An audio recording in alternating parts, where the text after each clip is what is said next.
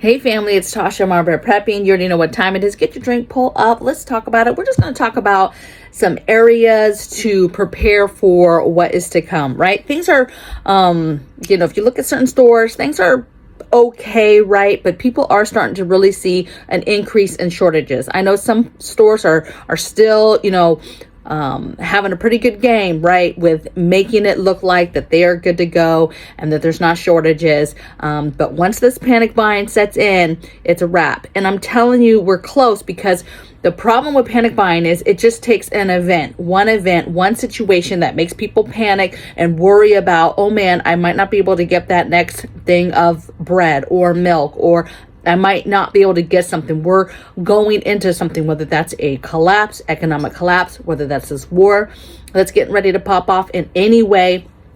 So there's just a lot of moving parts and a lot of things that are happening that could really set this off quickly, okay? So I want to talk about 5 things you can do to get ahead of this, because this whole channel is to what can you do to prepare, to be proactive and not reactive, and to not be one of the people out panic buying and buying things and having to be out on these streets when things might be a little chaotic, okay? So first one is, it's a no-brainer. It's one we talk about all the time. That's food and water. I shouldn't even have to tell you that. If you're visiting a preparedness channel, if you're following any kind of preppers or people who prepare for things, food and water, no-brainer, right? Get the things you need. A lot of people talk about money. I don't have money for this. I don't have money for that. You need to check things, right? You don't have to necessarily go to the internet or go to Amazon. Look at Marketplace, go to garage sales. Look for places that have things, Marketplace. Just type in, 55-gallon drum.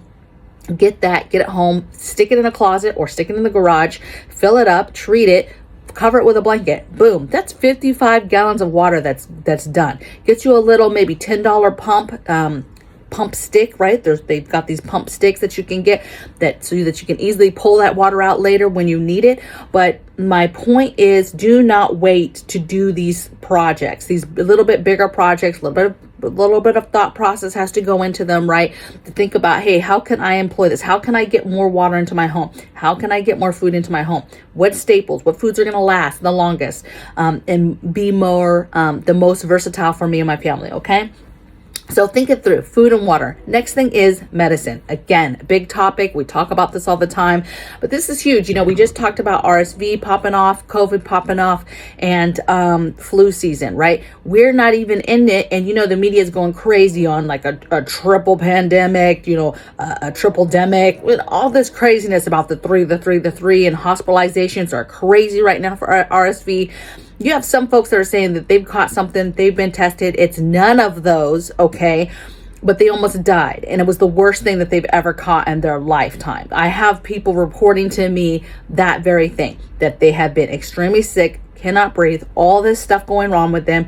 They've gone in, they've been tested. It's not RSV, it's not flu, it's not, the typical pneumonia, bronchitis, COVID, it's none of that stuff. But they're like, I almost died. This is bad, Tasha, okay?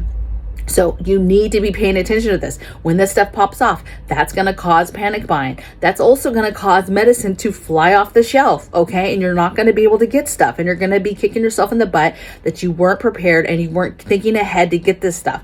And think past just getting through this flu season, right? Think past cold medicines and things like that. But that right there is happening. So you better get that stuff now, okay? But think outside of that. Nose, ears, mouth, all the different things that could happen to you, right? And think about your options, holistic, vitamins, supplements, different things that you can get, okay? So number 2 is medicine. Number 3 is your preservation items. Anything that has to do with preservation. That can be food preservation items, that could be canners, that could be dehydrators, that could be jars, lids, that type of thing. This could be for your livestock preservation, ensuring they have enough food, ensuring they have enough water, ensuring they have all the things, snacks, extra leashes for animals, everything, okay? Ensuring you have all the extra things for your livestock and that you are stockpiled up. Any kind of medicines for them, okay?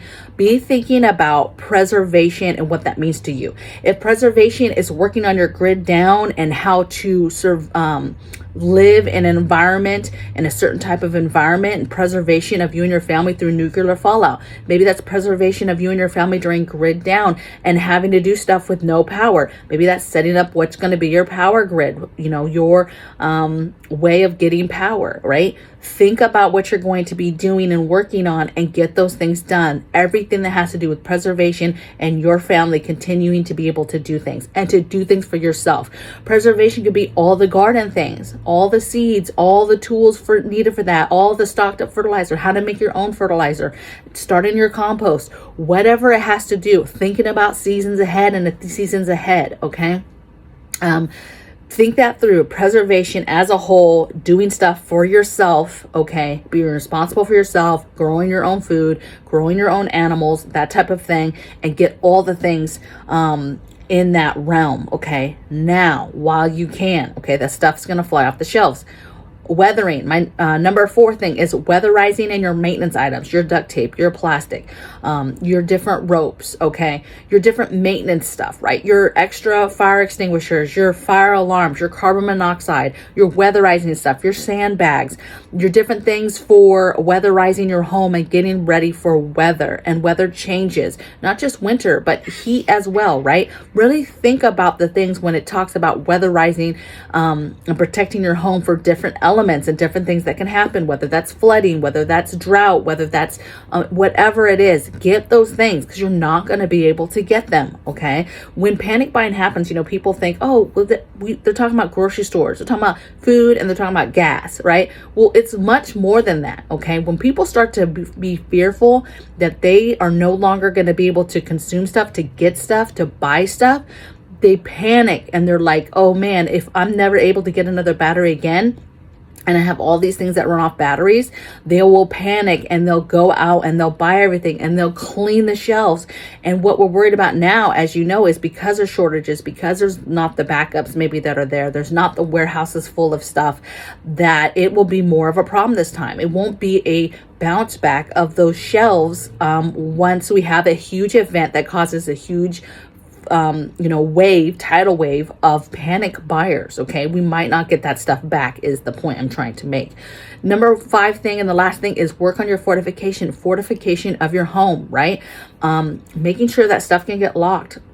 Working on your perimeters, your fencing, and that's predators too. That's not just humans, right? But that's predators. We just set up a game trail cam and figured out that we have a possum coming into the garden area. We knew something bigger was coming in. Something was thrashing some stuff around, thrashing some cat food around. Got into some fertilizer, slashed open a bag. We're like, what is going on? I thought it was a skunk or raccoon. Come to find out, it's this little possum. My little possum did everything. We're going to keep it up just to make sure there's nothing else coming in there. But now we know what it is and we're going to deal with it. But see what you need now to take care of predators like that, okay? To protect your home, to protect your space, protect from humans, from criminals, right? All the locks on the gates, right? Things locked up, motion lights, whatever it is that you need to protect your home and to make your home as strong as you can, right? Your points of entry. What do you need still to make those points of entry hard to penetrate and to get in, right? Extra locks, different alarms, whatever it is, okay? I've done several videos on different stuff to do around your house in regards to security and fortification because those are both different. But you've got to get that stuff going because when you have panic, that's going to be followed by chaos. That's going to be followed by angry people that are mad, that we're not ready. And that turns to violence. That turns to higher crime, higher violence, angrier people, more desperate people, right? If the stores, don't have food, people are going to not only panic, but they're going to be desperate to be able to get their family some food. And if they know, hey, I can get in this garage, I know this person keeps food out there, or I can get in this, or I can hop the fence and see what in the backyard that I can just take that will be helpful for me and my family to feed them. Whatever that is, whether that's from the garden or that's something that you have locked up in a way. We get to the point where there's a grid down, something as simple as firewood that you have stacked up, or gas or anything that you have that's open, and somebody starts hopping fences trying to just get their hands on anything, whether it's something that they can physically use or it's something that they can sell or barter to then get the things. Maybe they don't need wood, but they know that if they can jump the fence, get some of your wood, and then they can then barter it for some rice that somebody else has so that they can feed their family. That's the type of scenarios that will be happening, okay? And this will be regular people. This will be your neighbors, people that you trust, that you would never think in a million years would do that or take from you. Those are the ones that are going to do it, and that you have to be worried about, because they know your business. They know when you leave, when you come, when you go, your work schedule. So they know the best time to possibly try to come in and take something from you. Okay. So again, it's gray man time. It's time to shut it down, not let people see a lot of stuff. You're not letting people see your grocery haul in through the, as best you can. You need to conceal that, not let people see that. Don't let people see what you're doing, because when panic starts, a lot of nasty stuff is going to start. Okay. And this video is not to cause fear. It's not to be like panic buying. But it's to get ahead of that, because there's things happening in the world right now that can easily start this type of thing. It doesn't take much. And when you have wars looming over us, any day, stuff's going to pop off. When you have the economic, just everything the way that it is right now with our money as a government, as a country, and how that is working out. And then you have, shortages. You have people that are out of work, don't have food, trying to pay these high prices. You have crazy inflation, right? You have a lot of things that are just kind of brewing. And it only takes one thing to happen to make people really snap and feel like they are in danger of losing something and not be able to get something. And then they panic because they are not ready. They didn't prepare, and they didn't know how to deal with what is happening around them. Okay. Do we hope that none of this stuff happens? Absolutely. I hope that none of this happens. But this is the whole point of preparedness, is getting the things now, so that you can get them and have them ready to employ, and hopefully protect your family and keep your family safe from having to go out in these dangers and having to do these things. And you guys will still be able to eat and drink water, some of these basic resources that we take for granted, right?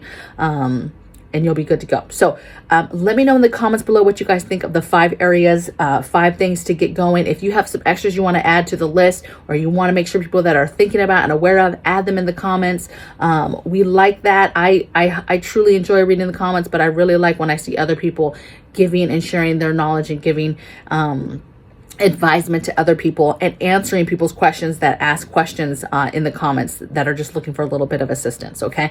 Answers don't have to just come from me. I'm not I don't know everything at all. Right. And so all of us working together matters, and teaching each other. Okay. Because knowledge is power. It's very, very powerful, very, very important. Okay. So I will see you guys tomorrow on the next video. I'm trying to do the microgreen and indoor garden video tomorrow. So pay attention for the premiere. Look out for the premiere. And hopefully I can get that timed out and on schedule for tomorrow. So you guys be well. Blessings from my bear cape to yours. And I'll see you guys tomorrow on the next video. Take care. Bye.